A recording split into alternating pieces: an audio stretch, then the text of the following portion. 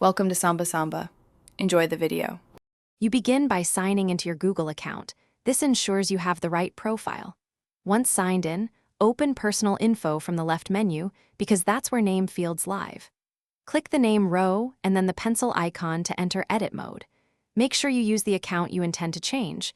This step affects profile display across Gmail and other Google services. If you use multiple accounts, confirm the active account in the top right before editing. Now edit the first and last name fields with the exact spelling and capitalization you want. Google displays this across services. Use special characters sparingly because some apps may not render them consistently.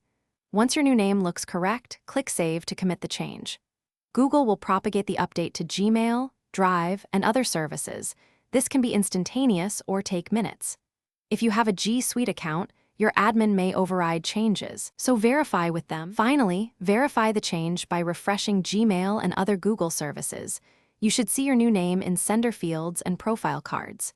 If the name didn't update, confirm there are no organization policies or account restrictions preventing edits. Make sure you cleared browser cache or sign out and sign back in to force sync. If problems persist, wait up to 24 hours for propagation and contact your Google Workspace admin if you're on a managed account. This usually resolves permission-related blocks. Thanks for watching. Consider subscribing if we helped you.